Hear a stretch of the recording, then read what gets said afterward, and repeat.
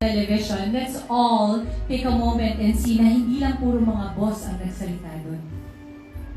Mga assistant directors, PAs, people from all walks of the television here have spoken very well for you. And sabi nga, di ba, may pagpapaaral na, I'm sure. Minsan, di ba, sabi nila that whatever is done in secret will be rewarded.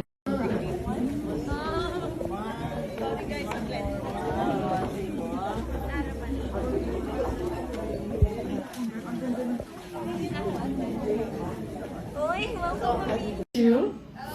Next to my fans. Alam ko na naging mahirap din sa inyo, especially last year. So many challenges, ang dami natin pinagdaanan. Pero nandito ako, nandito kayo, kaya natin, kinaya, and kakayanin. So don't worry about anything, don't worry about me.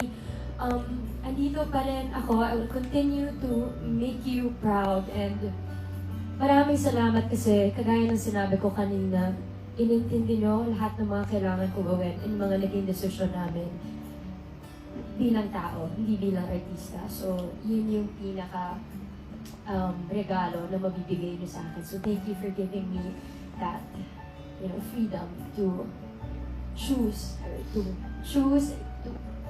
what would make me happy. Opisyal na ngang pumirma muli ng kontrata ang Asia superstar na si Catherine Bernardo sa ilalim ng ABS-CBN at Star Magic. Ito ang mga naging mga highlights na kung saan napaka-excited ni Catherine na pumirma muli dahil napaka-special talaga ng event para sa kanya.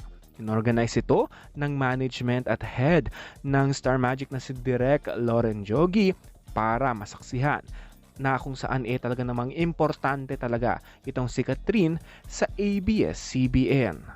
Naramdaman natin ang warmth welcome talaga ng management kay Catherine. Kitang-kita mo talaga na pinaghandaan talaga nila ito. Ang nag-host ay walang iba kundi si Dimples Romana lang naman. Kaya naman tuluyan nang natapos mga ugong-ugong na lilipat ito ng management o di kaya lilipat ng network dahil mag-i-stay at forever kapamilya si Catherine Bernardo dahil pumirma na nga ito ng renewal contract. May mga usap-usapin kasi na kaibigan ni Catherine si Maha at si Rambo na nagmamayari ng Crown Management na tilay doon daw siya lilipat para magkaroon siya ng voice sa kanyang career. Ngunit tinuldukan nga ng aktres dahil nag-renew na nga ito si Star Magic at ABS-CBN Management.